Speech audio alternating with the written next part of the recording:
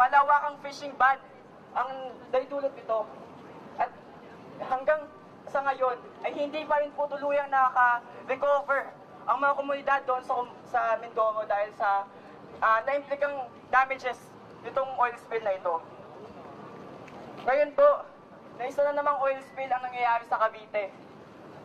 Na ngayon pa, na hanggang sa ngayon, ay hindi nakakamit ng mga Mendoreños ang kinakailangan nilang sinasabing kagyat na 15,000 per month na economic relief sa kanila.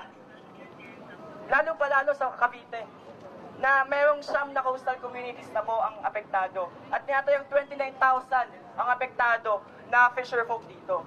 Bukod pa rito, ay may fishing ban din doon. At isa pang shellfish ban. Sa ngayon ay ngayon lamang po nalift. Baga. Malaking danyo sa kanilang kabuhayan ang nawala. Pero ano nga po ba ang sinasagot ng ating gobyerno at ng Coast Guard? Sila ay inuhuli at pinaparatangan pang kasalanan pa nila na pinipilit nilang mamuhay. Kumbaga, sila na kayo apektado. Sa ngayon po, sa Mindoro, hindi pa rin sila nakaka-recover, kumbaga, sa epekto nito sa kalusugan, sa kabuhayan, at sa buong pangkalikasan nito. Hanggang ngayon po, ay hindi pa rin nalilinis ng maayos ang sa Mindoro. Kaya po, sa Coast Guard natin at sa ating gobyerno, sa pong panawagan natin na malinis agad itong oil spill natin sa Cavite. At isa rin pong panawagan natin ay Marcos Singilin! Coast Guard panagutin! Coast Guard panagutin! Marcos Singilin! Maraming salamat, Lloyd. Nakikita naman natin na pag may nangyayaring mga trahedya dito sa Pilipinas tulad ng oil spill, hindi talaga ito biro. Bagaman sa bahagi ko, pinapaulit-ulit natin na buhay ang nakasalalay tuwing may nangyayaring mga ganitong trahedya. Totoo naman kasi. Biruin nyo, sa kwento ni Lloyd, lumagpas na ng isang taon, wala pa ring maayos na kompensasyon para sa mga naging biktima noong Mindoro oil spill. Kaya para bigyan natin ulit isa pang pag-uulit, na pag may mga nangyayaring ganitong trahedya, kaya natin inirerehistro sa pabayang rehimeng Marcos, ay dahil buhay ang nakasalalay.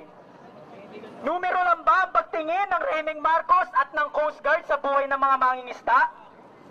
Di ko alam sa inyo, sa mga kasama nating ditong nakikinig.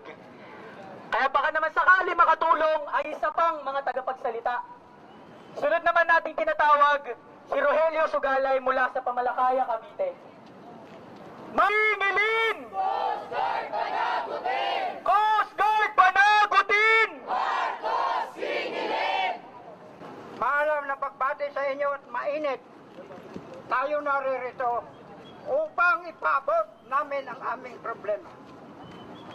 Ang direktang biktima nito ay ang mga natinamaan ng oil spill. Matapos lamang ang sunod-sunod na kalamidad, ito na naman.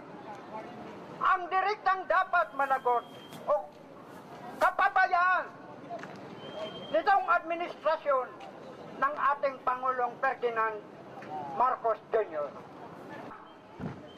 na pinababayaan. At ang oil spill na yan, bagaman masama magpintang pero hindi masama mag-isip. Bakit ang barko na yan pag-aari ng San Miguel? At ang San Miguel ang nagpoporsyo ng reclamation. Bakit nila ipoporsyo ang reclamation? Para itayo ang kanilang mga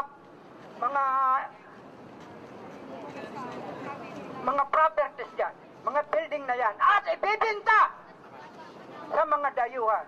Kaya, tama lang ang sinabi ni Juan de la Cruz, hindi na tayo dapat gapiin ng China dahil tayong mga Pilipino, lalo na ang mga nanunungkulan, ay ibinibinta na ang ating lupa sa dayuhan.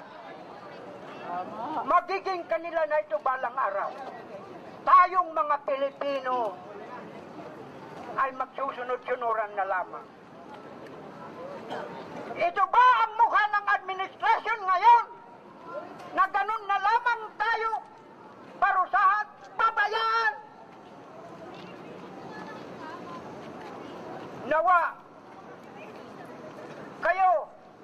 administrasyon ni BBM managot at ang negligence, kapabayaan ng Coast Guard. Bakit ninyo pinayagan maglayag ang MV Terranova na hindi kumpleto ang papeles? Na samantala,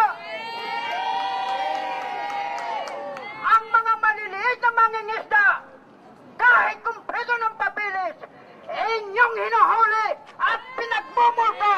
Wala namang kabuhayan. Pinapatay niyo ang kabuhayan. Pinapatay ang pamilya.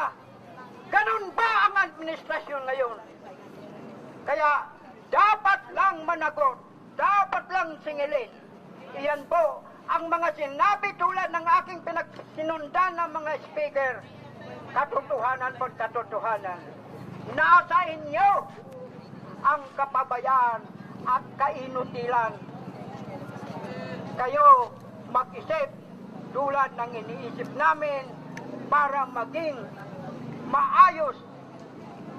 Hindi kami kalaban ninyo, kundi kami ay kakampi ninyo.